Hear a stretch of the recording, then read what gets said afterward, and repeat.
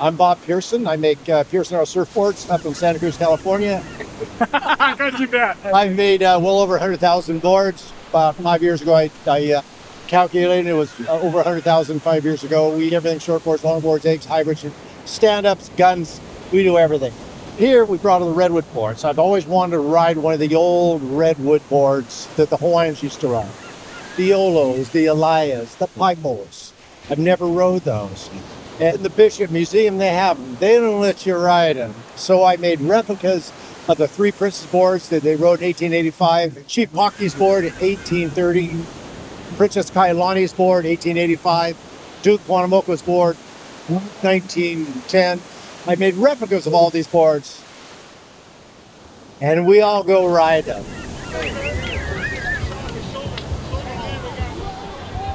So my name's Kyla Pearson. I'm from Santa Cruz, California. And Bob Pearson is actually my dad. Yes. Yeah, I feel so lucky to have been born and raised in beautiful Santa Cruz, California, within the surf culture, and then having my dad be a surfboard shaper has just been so phenomenal, so cool. Yeah, I feel very blessed. He's a legend. Thank you. How are you? Oh my God, I don't know about that. Yeah, What do you think of the boards that your dad shaped? They're amazing. Yeah, the boards are so phenomenal. And the boards are so special because they are exact replicas. So when we paddle these boards out, we totally get a sense of what the Royal Hawaiians first paddled these boards out, which is so incredibly special. That really is. Yeah. We're really honored to have them in the California Surf Museum. Thank you. Yeah. To have you. You know which board you're going to paddle today? Yeah, I'm going to paddle out the 10-0 ball set. Here's your dad. Thanks, Dad. Yeah, I'm going to paddle out the 10-0 ball set. Wow. Which is a little bit more of a modern shape. So I'm looking forward to it. Really excited. Thank you so much. Cool. Great job. Nice to hear from women, too. Cool, yeah. Go female. Glad you're representing. Jeff Todd, and I was the assistant captain to Gretchen Harris. We miss her immensely, helped her for years through the Oceanside Surf Club, and when she passed away a few years ago, she had wanted me to kind of keep things rolling. So for the last 2 years, I've been the captain. I still feel like I'm Gretchen's assistant. The love and what she did for this organization and connection with the California Surf Museum. I know we have a lot of members that are both part of the organizations, and our 41st year, we still honor Gretchen. And that's really what it's all about. All the teams here, we have teams from San Francisco to Baja, Mexico. We have surfers from Japan, Australia, all over the world. So it brings them all together. We have the highest level pros here, 4-time world champion Taylor Jensen surfing next in the King of the Pier and Queen of the Pier finals. And then we have all the clubs that compete against each other, hopefully not beating us at our own event. But that's what it's all about, is literally just coming together and sharing the stoke of surfing. That's awesome. That's awesome, Jeff. And we're just super proud and to be affiliated with your organization. When you guys talked to me about having 14-foot boards in the water and having Taylor ride one, my first thought was, no, I'm having nightmares, because if 4-time world champ goes down and the title race is on, and then it's on me. So I told Taylor, do not ride one. But also I told Taylor not to do a Superman air in the last contest. Taylor does what he does because he's literally the GOAT. I mean, he is the GOAT of longboard, and the fact that he's in the King event and in your demonstration of these beautiful boards that you brought back down here for us to show off, that's what it's all about. So thank you guys. Thank you. My name is Randy Graham from Santa Cruz. What do you think of today and the boards? Come on, that's stoked about it. Yeah, we did it in Santa Cruz a while back. We did a paddle out with them, so I came down with Bob just to be part of it again. There's a couple of people found the boards in the Bishop Museum over in Hawaii. So Bob went over to the Hawaii and went through all the archives, letters and stuff, got permission to take slivers off of it to check the DNA, because they thought it was a white pine. wasn't a white pine. It was redwood. And they got some first growth redwood from Santa Cruz Mountain from Big Creek Lumber. Check the DNA on the first growth. Check the little slivers they got from both boards. Identical DNA match. So my dad started this whole project out of his own passion for these boards, which is just so cool. I'm so inspired by my dad's love for surfing, his love for Hawaii, his love for the Royal Hawaiians who first started the whole surfing culture. We first paddled these surfboards out at Howell's in my hometown of Santa Cruz, where my dad has his shaping bay, where he started his aero surfboard company business. So this is the second place in the world where we've been able to paddle these boards out, which is, very, very, very special. And then hopefully in the future we can paddle them out in Hawaii. Today, what do you think of it today? Yeah, this is quite an honor to be out here surfing these, Hawaiian replicas, to see, what the ancient Hawaiians were riding and how the surf culture started. It's truly a blessing to be a part of this. So, I'm stoked. I can't wait to get out there and ride one of these boards, or maybe a couple of them. And Which one do you think you'll ride? yeah, it's an Alaya, I believe it's called. So I'm getting kind of the pick of the litter because maybe I'm family, but it's a beautiful board. I mean, it doesn't have fins, so it's going to be a challenge from what I'm used to. How are you going to steer it, turn it? Yeah, I think I'm just going to point it in the direction that I want to go and catch the wave first and make sure I'm going in that direction that I want to go, and then pop up and throw my warrior pose down. I love it. My name's Steve. Everybody calls me Captain Steve because I work on boats all over the world. But yeah, Nice. Where are you from? I kind of work all over the world, but my home base is on the island of Kauai. Aloha. So I've kind of ridden some of these boards in the past, similar boards like that. Yeah. So, What's it like riding them? What's it feel like? And the history? well, it's a challenge for sure. I mean, you're pretty much riding an ancient tree, hand carved by a lot of hands, and hand carried down here by a lot of people. So riding this thing is really a team sport. Like you would launch a canoe, you need to launch it together as a team. That enables your success rate for actually catching a wave and riding. Yeah, that makes a lot of sense. Yeah. So I'm going to give it a shot on one of the bigger boards. Which one are you going to ride today? I'm going to ride the biggest board. I'm going to ride the 17-footer. 17-footer, man. Yeah. That's awesome. I've been checking it out. I'm getting my head together how to do it, where you want to sit on the board and everything. But yeah, I have a strategy to how to ride them. Yeah. Feeling the ancient Hawaiian right here. That's what you have to do because you need the mana to ride these things. It's all about the spiritual energy. Yeah. Awesome. Thank you. Okay, all right. Can't wait. My name is Jericho Hupler, and I'm the first longboard women's champion. So, and I've won this contest many years. It's been going on, and it's one of the best events on the whole coast. So I'm happy to be here today.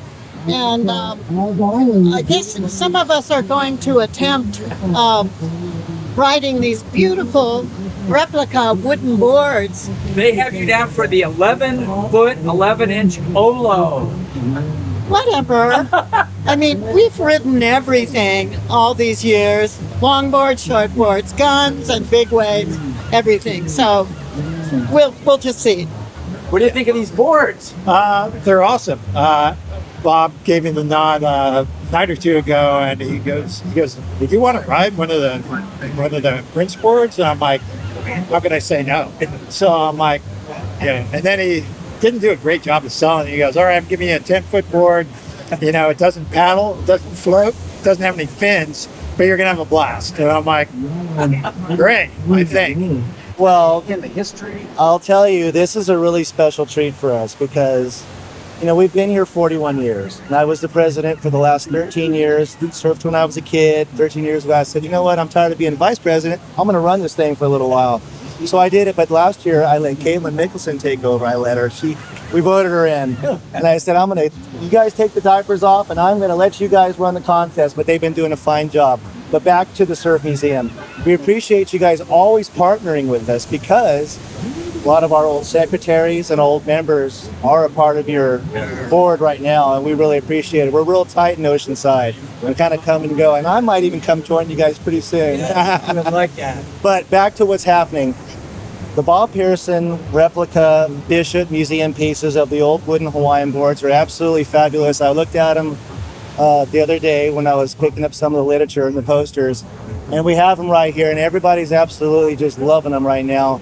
It's going to be really enjoyable to take them out and really see what the Hawaiians did 200 and 300 years ago.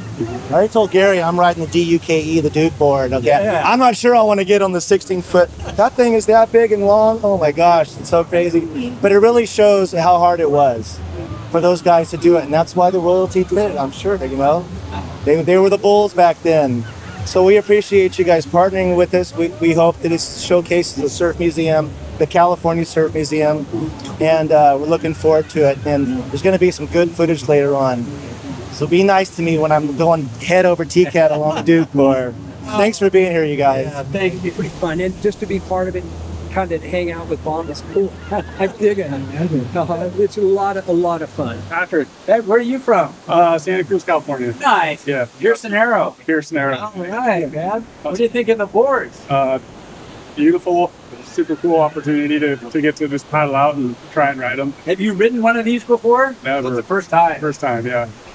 It's our history. They started the sport of kings and queens and our surfing culture, and so this just let everybody know the history and put everybody on the boards and everybody come down here and have a good time.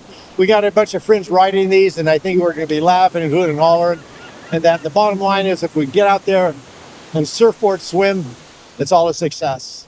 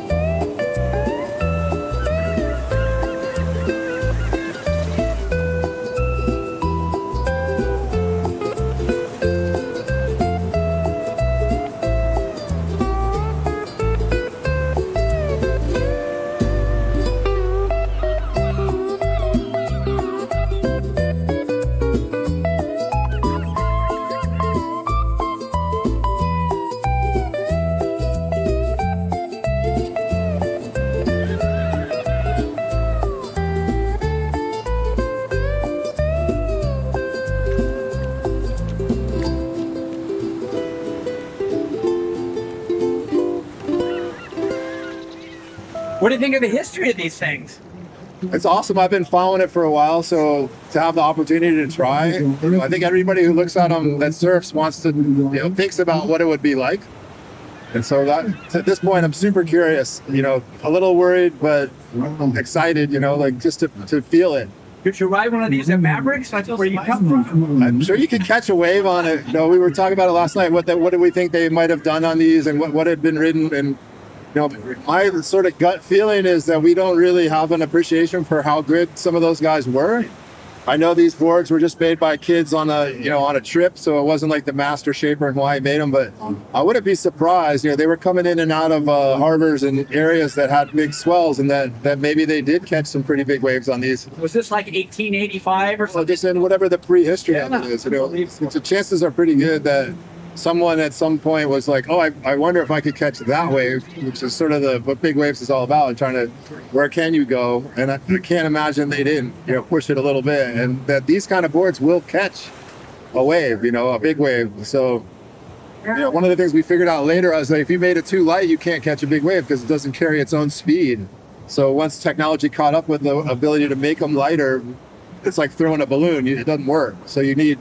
So throwing a bowling ball is a different kind of thing, but it's going to be interesting, and I'm definitely excited to feel it, and you know, hope I get one. That's awesome. All right. Thanks, man. All right. Perfecto.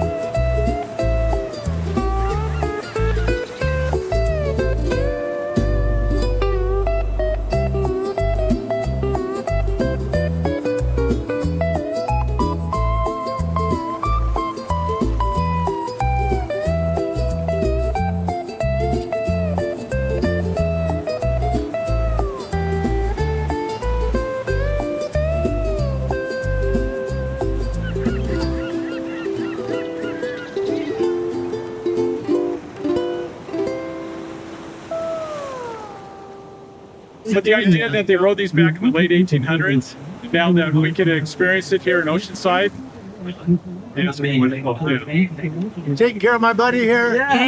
Here's the man who made them. Here's the man who made them all. Yeah. So we're stoked that he did that.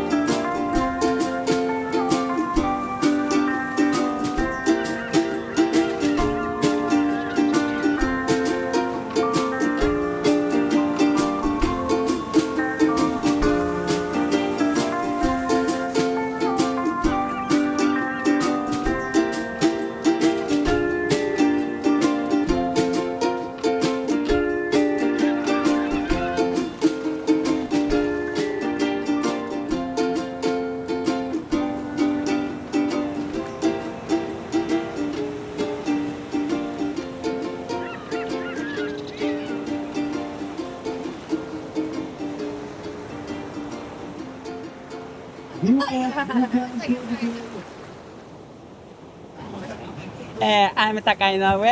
I'm from Japan.